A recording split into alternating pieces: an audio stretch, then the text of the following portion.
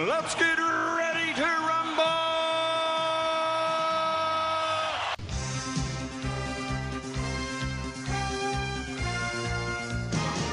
Hello and welcome to Netflix versus Cinema. My name is Tosin. I am a host based up in Bromsgrove in the West Midlands. And this week I am feeling particularly like I should not judge a film by its poster based on something that I have watched this week. Joining me as always on the Isle of Wight are Sharon. Hello. And Shaun. Hi, yeah. Hi, how are you guys doing? Good. Yes, yeah, well, thank you. Yeah, we were just talking before we pressed record about Sharon getting all the vaccines in the world. Yeah. So I am bulletproof. You are like, is there any virus that could take you down right now? I don't think there is. No. I have had 3 of 5 vaccines in the last month. 3 of the 5 that I'm going to get in the last month. And that's all because I am working in an office in the hospital. Yeah. It's like I don't even have, well, I will have patient contact because but that's why I've been getting all these jabs. It's because part of my job will involve patient contact from April. Yeah. And where we work is literally, there's one entrance that's got loads of red do not enter signs on it. And then there's like our office. And then the do not enter sign is the COVID ward. So our office is literally next door to the COVID ward. But that's only once a month from April. Yeah. No, sorry, once a week from April I'll be working there in that department. But yeah, they made sure that every single member of staff is up to date with their MMR, their flu jabs and their COVID jabs. So yes. Good stuff. I am, protected. Good stuff. And Shaun, I mean, we said just beforehand that it turns out that you are now the only one of us to not have a COVID vaccine. I know. Because of what I think is an administration snafu. I don't know. I guess I'm just not. I'm not in the band yet. I'm not in the band. Oh no, because I mean, not a snafu on your part. A snafu on my part. In that, I don't think I should have had it. I don't think I should have had it yet. But I mean, it's good that you did though. It's a good chance. Yeah. Although I'm thinking that. Do you remember there was a time ago? I think a bit before there was even thought of the COVID thing. You were really ill, weren't you? Do you remember? Yes, I do remember that. Yeah. It was in March, wasn't it? So you might have had it already. I might have had it already. Already. But I know you were you were quite poorly. I was bad for about a week. And it's one of those things where at that time there was no testing, there was nothing like that, so we don't know what we have. And with the whole case of this whole idea of this COVID thing is that nobody really knows. Well, you there's some stuff that we know, but even what we definitely know switches. So that it has a new wrinkle added or anything like that. Yeah. Like on a weekly basis. So yeah, and things like antibodies, they don't last. They don't believe they last forever now, do they? Yeah. They believe that you only get these antibodies for a certain amount of time. So even if you had the antibody test, it may show as being negative. Yeah. So I had an antibody test just as a volunteer because they were asking for people throughout the country from different demographics to do these voluntary antibody tests just to see how far the virus had spread. So I did that and I came up negative. But I didn't think I'd had it, so it was what I was expecting. Yeah. I have been being tested. I have been, not this week, but I have been being tested twice a week. So at school. Yeah. So I've had the tests. So at the moment I've had the vaccine, but I think, Shaun, if there's a little bit of a silver lining that if you have to wait a little bit longer before you have a vaccine, by the time you get it, it might actually work properly. So yeah, it's true. It's very true. I like your optimism. I like your there. So that's great. Yeah, by the time because I mean I don't know. We'll see. Let me put it this way: I'm still not leaving my house. So because I'm like we're all one big massive science experiment. But anyway. Let's get on to what it is that we've seen this week. So Netflix versus cinema, as the name says, we usually go watch something in cinema, something on Netflix. We weigh them up, we mark them out of 5, and we say this is who has won this week. There has been no cinema at least since December. And so we're going for about 2 months now with no cinema. We do not know when it will be coming back, but we will be here when it does. And what we are doing is we're just talking about what it is we have seen at home in the absence of cinema. And I will find the time and I will start doing our film buff interviews again. And I'm going to aim for like Peter Jenkins on the Isle of Wight, who is friend of the show. Well, not this show, but he has been on the show. Yeah, friend of the show. Yeah. And he actually has a page called "Are You Watching?" I believe on Facebook, and he essentially sort of watches things and he rates them. And I want to go interview him as a film buff and get his thing, and then that will be a separate show. That will be a cinema show, and this will be our Netflix and Friends show because that's all we can watch right now. But that's it. That's the thing. So, what have we been watching this week? I will kick off, and I will say, I decided that it was about high time we started actually having some continuity on this podcast. And if we mentioned something in the last week episode, we should actually follow it up. So we mentioned Greenland at the end of last week's episode, and I thought, you know what? I should actually go watch that. I should go watch Greenland and come back and tell people what I thought about it. But what about you guys? What have you guys been watching? Okay, well, I've the things I can remember watching sort of film-wise is it was a 2019 film called Outback. Outback, okay. Outback, yeah. And I also watched a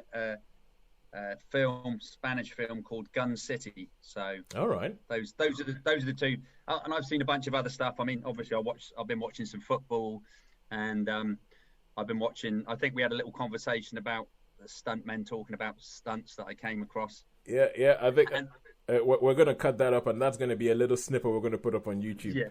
Yeah. And what else have I've just sort of watched. I've been watching some interesting documentary type things on YouTube. There was one about the fall of France and were the French really cowards or whatever. It's really it's like a question that this guy, it's called Tick, and you send in questions like what about the Hungarian army, so it's like bits of the war, but actual bits that we don't really know about. So I've been watching quite a few of those, but I thought, do you know what, I need to actually catch a couple of movies for our so these are the two that I've seen movies wise. All right, cool. I think I've seen another one, but I can't remember what it is. I rewatched The Godfather 3. That was it. Oh, they're making a new version of that apparently. They made it. Yeah, they made it, I think, haven't they? I don't know. I heard that they were making it, but I haven't heard of it being released yet. Fine. So, and that was going to be, I did think, and I'm not going to do it, I did think, like, with the background picture, I found one which I thought I'll put that on and see if I can catch them out. But all right, so for anybody listening to the audio version of this, Shaun has started doing something from last week where when we have a Zoom call, Shaun shows up, and he shows up on the Zoom call with a still from a movie in the background. And what we have to do, and what other people, I mean, you can play along as well by going to the Netflix vs. Cinema page on Facebook, and we will have the video of this up on the Netflix vs. Cinema page. And you can try and guess what film it is that is in Shaun's background. Guess who the actors or actresses are in the picture, and guess what the film is before Shaun reveals it. And you can also see us going along trying to figure out what the film is.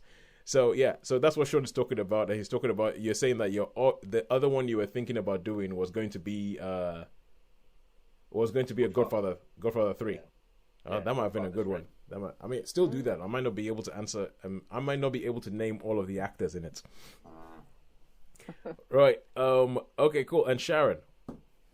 I have. I caught up on a BBC 8-parter, The Serpent. I know Shaun reviewed it when it first came out, so I thought I'd sit and watch that. It's quite a bit of a marathon because there is an 8-parter, all hour-long episode. So that basically took up nearly all of my viewing time this week. But I did complete the whole series. Okay. All right. Cool. So let me see. Let me try and think. Okay. So we have 2 from Shaun, 1 from Sharon, 1 from me. Let's start off with Shaun. Tell us a little bit about Outback. And, Outback. Does this fulfill everything in its title and be a stereotypically Australian thing? It's actually, okay, the story is it's American production as well. Starts off, there's this young American couple on a plane, and he proposes on the plane to his girlfriend. Mm-hmm. And she's like, wants to get the answer. They're going on holiday in Australia, sort of holiday, a getaway. And they go to the beach, they do the beachy things, and then they decide they're going to see Ayers Rock. So they say, oh, the girl sort of says, oh, should we get a sat nav thing? He goes, no, the one on my phone's all right. The one on my phone's okay. We can use that. You can use that. He's a little bit controlling. Anyway, so that's what they got. That's what they're going to do. Oh, and he's been in the army, so he's had this so-called survival training. Oh yeah. So he's supposed to be. Anyway, so let's cut a long story short. So they go to the beach thing, and then they're driving, and of course they take this dirt road, and they get stuck. Stuck in the Outback, or they can't do it, and the sat nav's going bing bing, turn around, bing bing bing bing on the phone, so they really lost. And then the guy comes up with this. He says, "Oh, there's a bit of there's a bit of high ground up there. We'll leave the car where it is because we don't want to take the car off road, and we'll go off to the high ground, And you're thinking, okay, why would you do that? Okay, is this one of these things? Okay, for what you said. Does he come across as one of those sort of guys who is like acts like he knows everything, but you kind of get this feeling like you're gonna get people killed? Yeah, you're not. Yeah. So that's exactly Toes. You nailed it. Yeah. So that pretty much Tone. Yeah, I know what I'm doing. I know what I'm doing. Let's go off. Let's wander off to see if we can see anywhere to this hill that they've seen. This little small hill. Yeah. We're not gonna bother. We're not gonna bother to take any water or anything, we're not going to really worry about what time it is or where it is, or it's going to get dark, you know what I mean? It's like, oh my goodness me. Well, so you can imagine this is me going into hyper. This is me going into sort of, you bloody, what are you doing? God, you go nowhere, you know what I mean? So, and then it's basically a little bit of a story about survival, They try to get back to the car, obviously it's night time, so they get a little bit lost, and then they haven't got any. Well, they got one little bottle of water that she brought along in her handbag, and so it just goes from there. And there's obviously there's snakes and scorpions and all that sort of normal other hazards that you'd expect out in places like that, Yeah. And one just happens to, do you know what I mean? It's very, very like, oh come on, how stupid can you be? Yeah. Can you be, Oh, I'm asleep. I just wander off and see if I can find somewhere. You know what? I think what would be really, really good is if we separated right now, and if we went separate ways. You walk off in that direction, I walk off in that, and let's see if we can find some water. Let's see which one of us survives. So it just.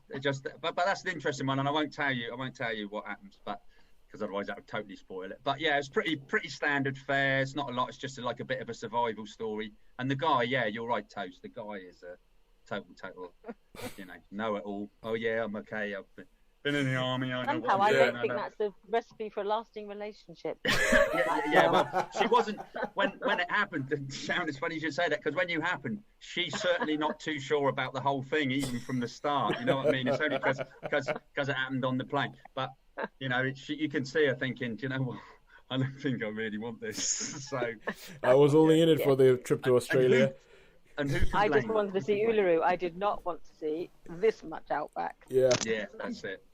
It's funny because when you said the thing about the sat nav on the phone, it made me think that maybe this is based on. I know that there was somebody in Australia around about the time one of the iPhones was released, and they had a Maps app on the iPhone, and there's a story about someone who got lost in the Australian Outback because they followed their iPhone maps as opposed to their Google Maps, and they were like, it doesn't really work that well, and it was like a big massive PR headache, and it made me think, is this based on that? Did they make a film out of the Apple Maps app not working? As I say, I don't really know if it was based on a real film or not. I haven't really done that much sort of investigation into this. Okay, one. but film wise.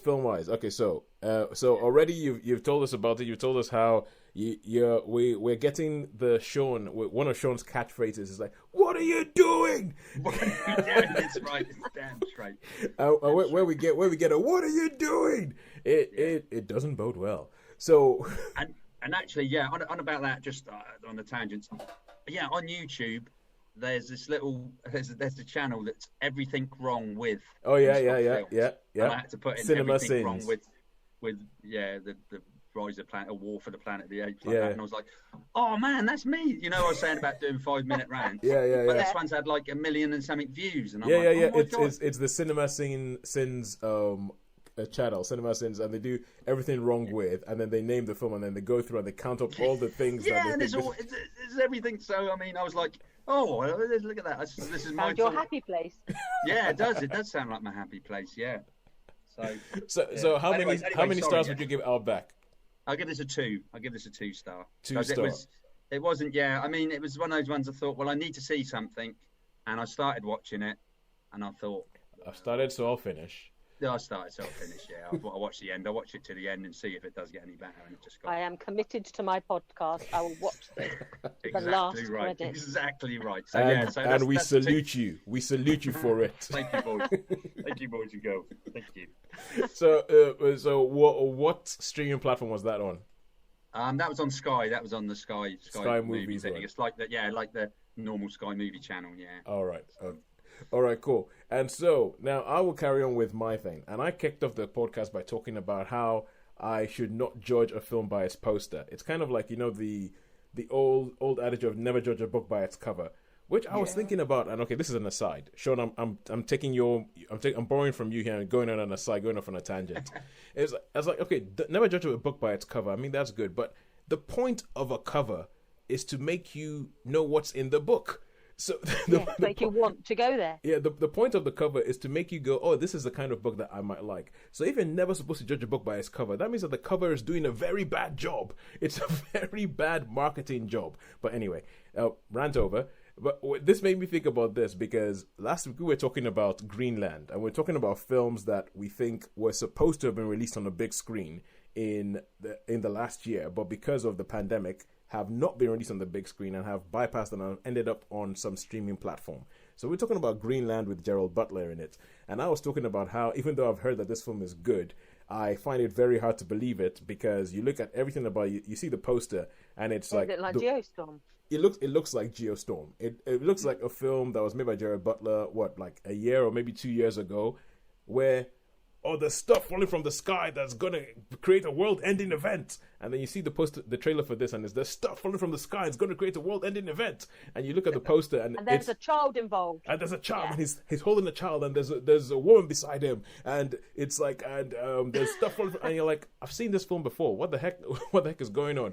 That's what the poster tells you, and then you watch the film. I watched the film, and I was gobsmacked. I was really good because I actually started watching this film like on in the background because I was like, it's a Gerald Butler film where the world ends and we know what we're gonna get. So Gerard.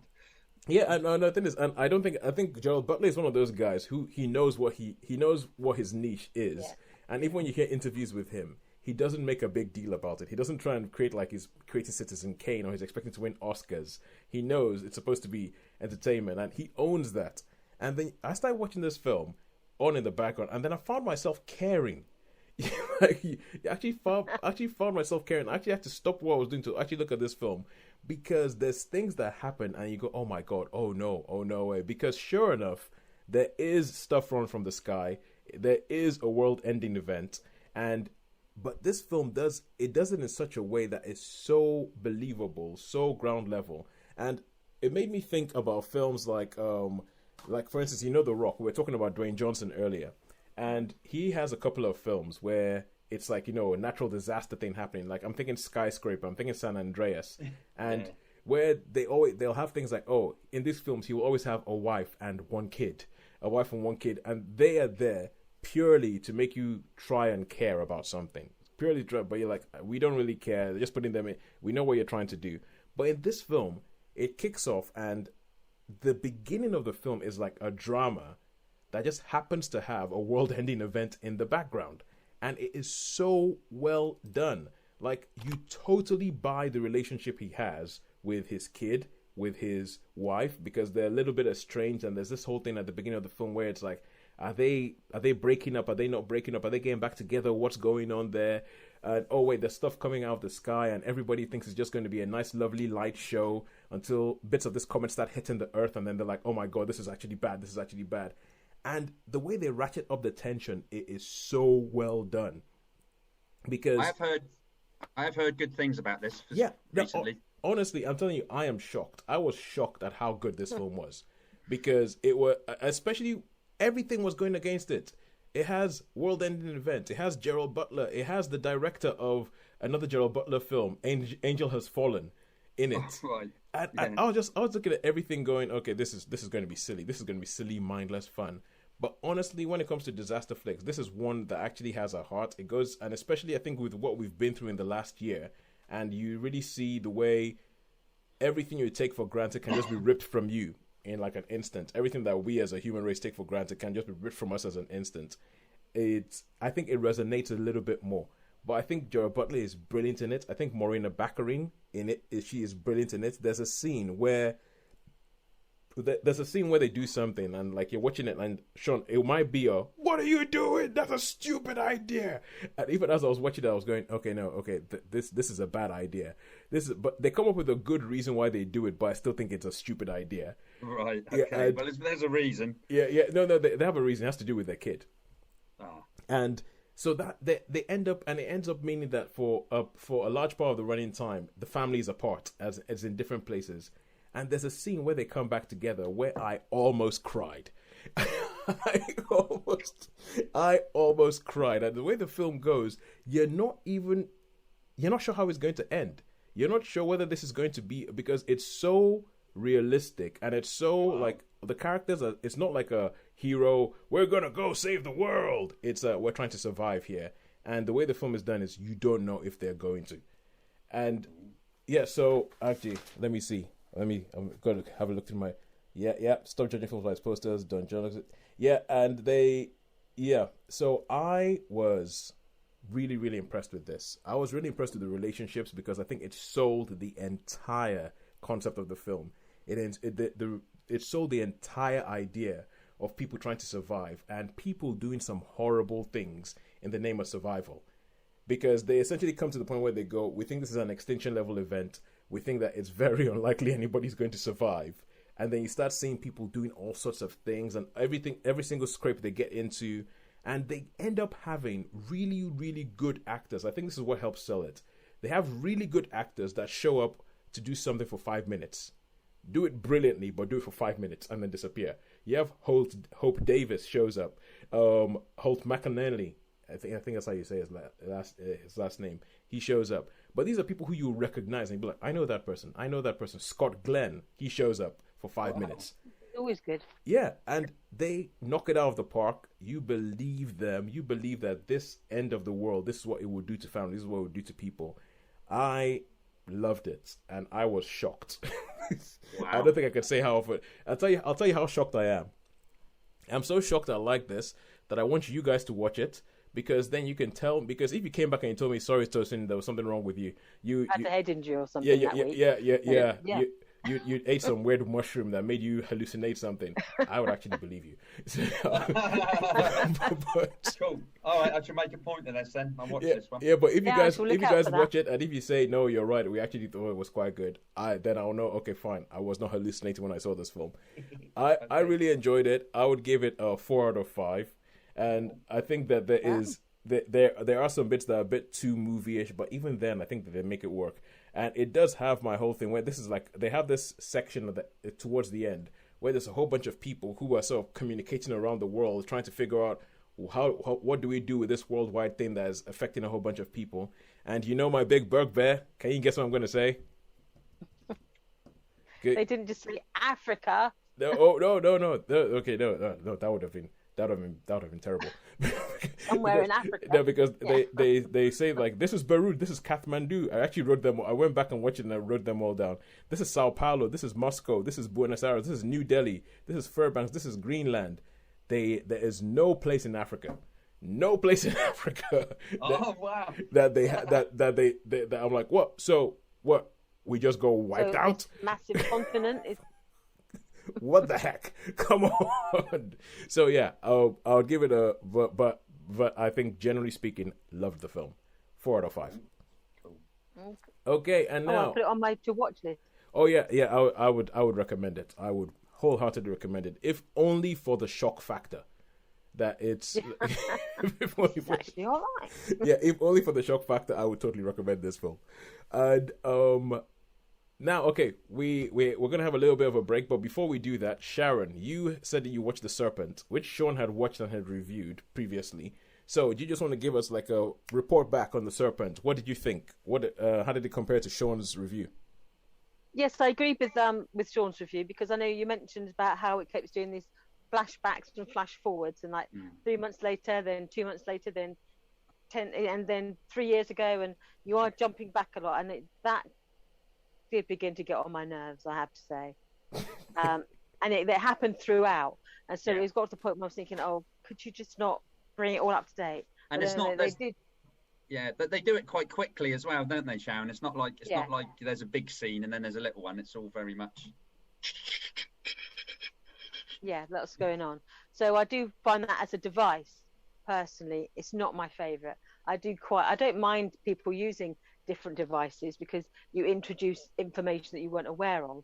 But obviously, you get the current day, then they sort of go back and tell you how it happened. And some of that, I'm thinking, why did you just put it in that order? I just don't see it as a device how that is particularly useful, because the story is, because it's based on a true story, as Shaun said, about this man who had this charismatic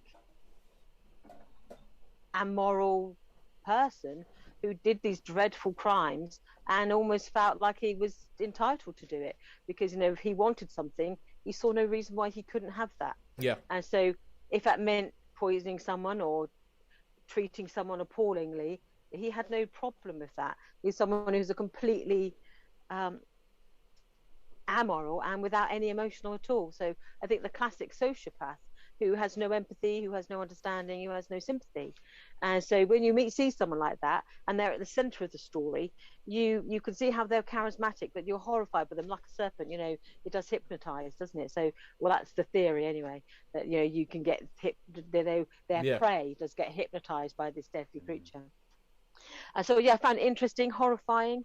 I didn't like the fact that he was drawn so charismatically, because I was thinking, I was halfway through it, I was thinking, please don't tell me he got away with this, because you get to think that the way he like ducks and dives. I was thinking, please don't build this up to the fact that he gets away with it. And so I did actually look up the real person. I did go sort of Google searching to find out, because I'm thinking this is just stressing me out, the fact that he seems to get away with all these horrible things. Yeah. So as a drama, it did certainly draw me in. It had its flaws, but I just thought, I thought it was a very good piece of filmmaking. It wasn't sympathetic towards these horrible deeds, or the people who you did feel sympathy for some of them, but they went along with him. So you can see, they were sort of drawn into this life that they didn't really want to. They didn't choose it, but the fact that you didn't choose something, that you still colluded with it, you're still as guilty as if you did.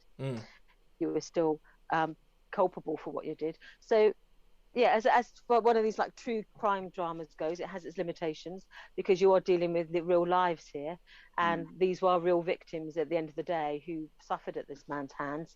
And the story is theirs and not just his. So I think with the limitations of the story, I thought they did it remarkably well, and it did sort of keep you engrossed. And I found myself sort of feeling quite unnerved by it. So in places, I think it's because I've dealt with So I was just going to give it a score. Yeah.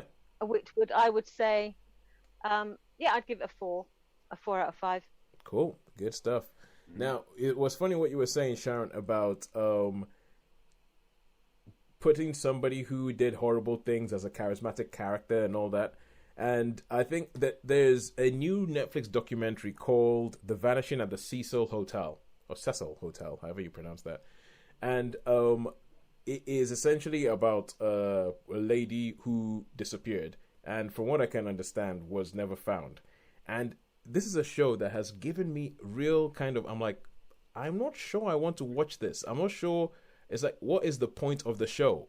It just seems to be glorifying the fact that somebody died, and with it's not like there's anything investigative. It's not like there's anything to find out. It's just kind of like, somebody died. Ooh, let's delve into it. Ooh, how juicy is it? Somebody died. And I've started wondering, should we be watching those things? And I feel really, really uncomfortable. So when you were talking about the whole idea about glorifying this or making this person so charismatic. I was kind of like having flashbacks to that. Although I would say if you want to see a documentary about something like that, there's a documentary called The Jinx. Brilliant. It is absolutely brilliant, about a guy who in real life he's gone to 3 murder trials. He has been suspected of killing 3 people. He's been acquitted of all of them. And you watch it and there's this whole thing of did he actually do it? Didn't he do it? But he is he's a kind of guy, he's a bit weird, but you kind of want to hang out with him. You want to hear him speak some more. So if you can find that, The Jinx, I found it on, I know it was on Virgin Play. It might be on Sky, Shaun. But I think I think that one you would like, because it's that one I think there's a point to.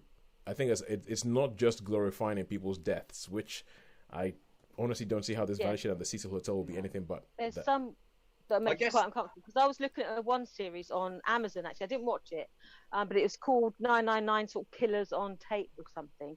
And my cousin was murdered by her husband 9 years ago now. Aye. And she was featured on this. She was one of the victims on this television series. And I thought, I couldn't watch it.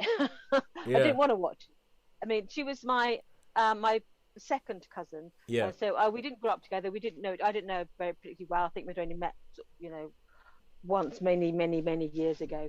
But yeah, she was killed by her husband, and he was convicted at trial for her murder and is currently still in prison for it. But I didn't know her, but I obviously knew her granddad, who was my uncle, who I did know very well, and I was very close to my uncles. And he's dead now. But I remember at the time when she was killed, the impact it had, the ripples that went out.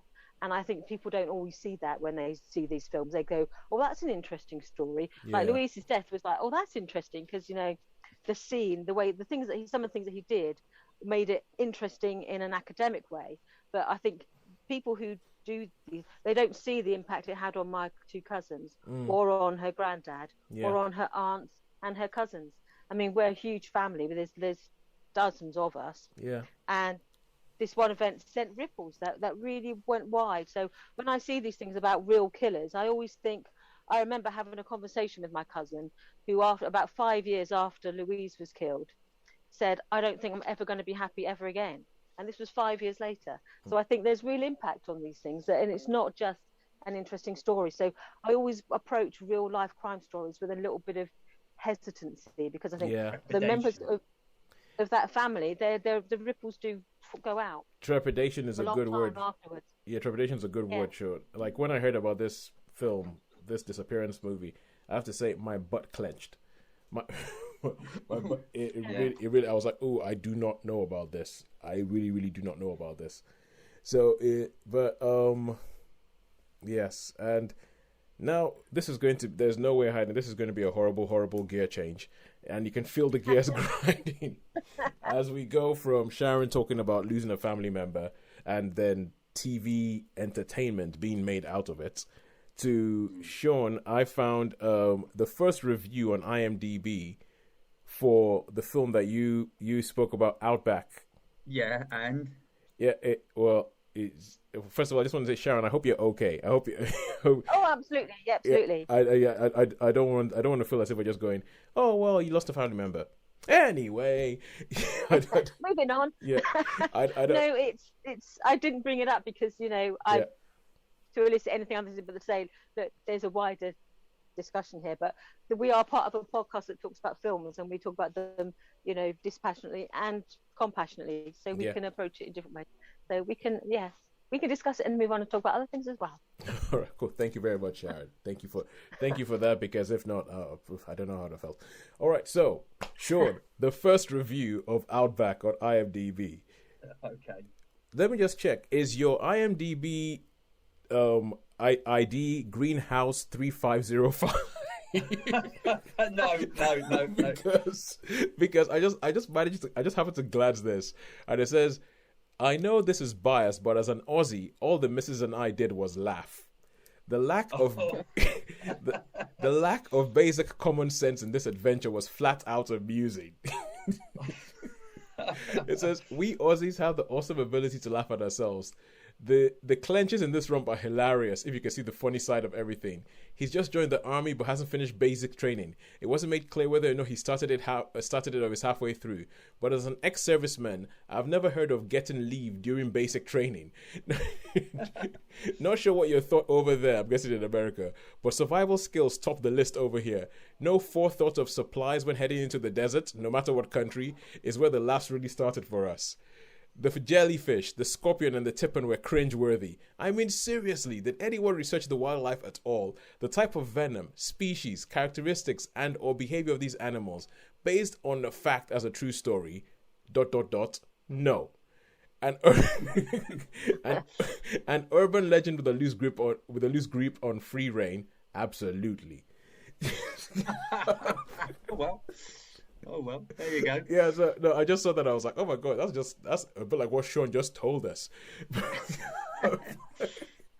All right, cool. But okay, so now we go to our final film of the week. A final film of the week, and this is going back to Shaun. So Shaun, what was the other thing that you've seen? Okay, this was a Spanish film called Gun City, and it was a subtitled film. So I don't know if you like subtitled films, but I thought Gun City, you know me, they're some of the best. Yes, yeah. So, anyway, so basically the story of this is there's a train robbery at the beginning, and there's a lot of arms, arms have been stolen and all that, and then it goes to the police investigation, and you get there's this other guy that's come. He's like they call him. What do they call him? I can't remember what they call him. But anyway, he sort of turns up. He's a policeman. He says, "Oh, I'm here to help with the investigation," and you straight away sort of know.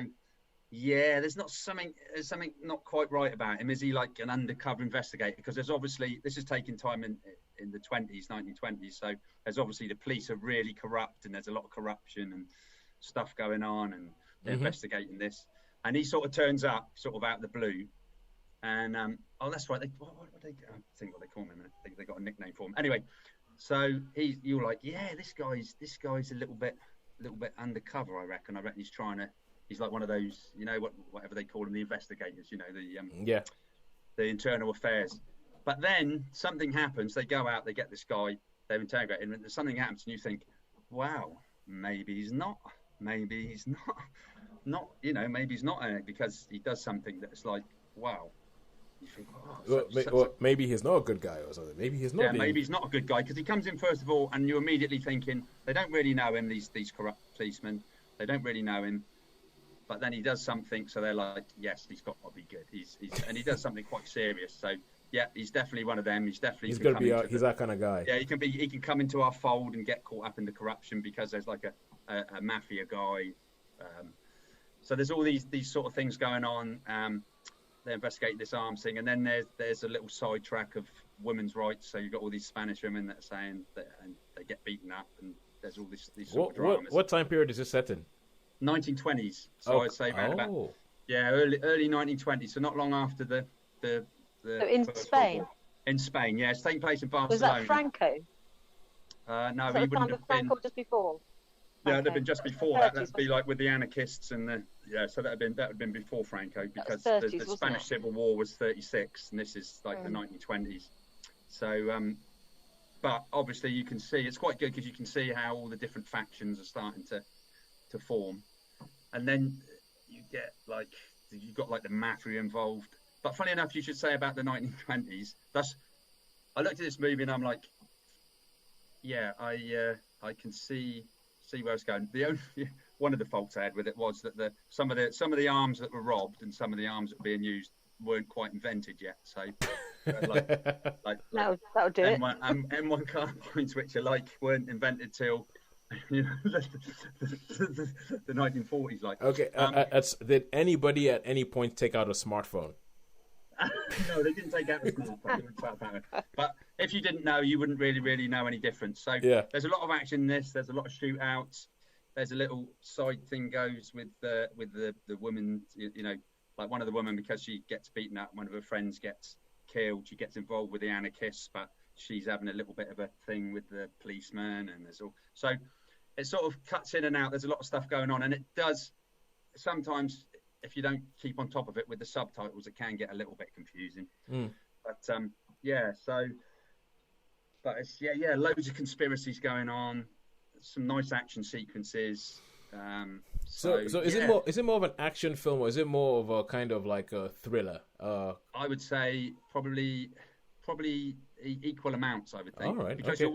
you're wondering where it's all going to go. You know, there's all these conspiracy type things and different characters, and because the copper that's arrived, he sort of goes to the mafia guys. He goes, I can help you. I can tell you when there's going to be a raid and all this sort of stuff. And he says, well, aren't we paying you guys already? He says, yeah, but I can, help out. So, and then there's another twist at the end. So there's a couple of twists and turns in this. And as I say, the action sequences, and I think it's on the whole is pretty good if you can take the subtitles. And apart from sometimes it can be a bit confusing, but I think on the whole it was a pretty good movie. I saw this on Netflix. It is on Netflix. So. Yeah, I can read for 3 hours.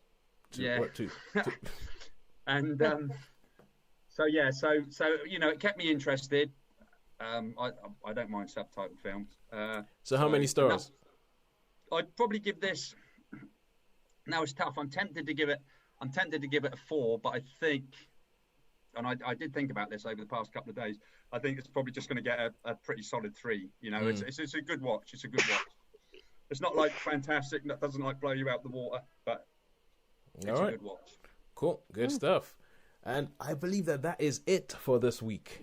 I believe we've covered them all. We have covered them all. We have covered them all. I would like to thank Peter Jenkins of Are You Watching? That's a page on Facebook, Are You Watching? For kind of backing me up and making me know that, I didn't have some weird out-of-body experience when I watched Greenland. He gave it a 7 out of 10. He gave it a 7 out of 10. So, wow. Yeah, that's pretty much me on a 4 out of 5. And I'm like, okay, cool. That kind of backs me up a bit. I didn't. Yeah, well. Yeah, I didn't it was eat not some food weird poisoning. cheese. It was genuinely good. It might genuinely be a good film. Although, I mean, the guy who directed it, Rick Roman War, which is one of those names that you go, I want to know the story behind this. I want to know where your family comes from, because that sounds like you made it up so that you sound cool. Rick Roman War. I think because, okay, think about Angel Has Fallen, right? So Shaun, you watched Angel Has Fallen. Yes. Everybody I know who watched that film that year, I think it was the most unifying film that year, because everybody said, now that was a piece of rubbish. That is a stupid film.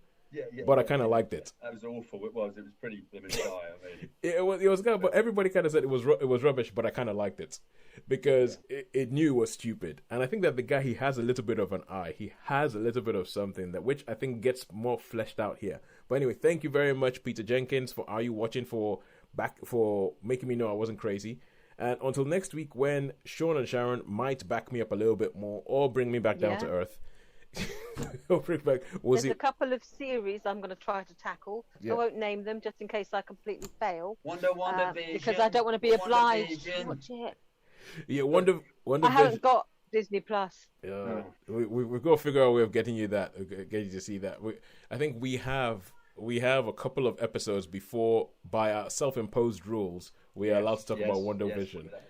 I do not know where my head's going to be when we get there, because I know. So far, so good. Right, until then, I might actually finish watching Succession, because you remember I was on the set of a TV show called Succession. Yeah. And there's a bit and I figured I was going to be at the end of the season where there's a wedding. But instead of just jumping forward to the episode where there's a wedding and trying to figure out whether I could find myself, I decided to watch this season so that when it got to the wedding, I'll understand the full gravity of my background appearance. I'll understand the full gravity of my background appearance. So I'm watching my way through that. I'm getting, so I might finish watching that by next week. But until that time, it's a goodbye from me. It's a goodbye from me. And it's a goodbye from me. Thank you very much for joining us. Please do get in touch. And a goodbye from Laurie and Austin as well. Yeah, goodbye from Laurie and Austin. You'll only see that if you're watching this on YouTube. But if you're listening to it online, never mind. Yeah, no, I don't. If you just listen to the audio, never mind. Oh. Bye.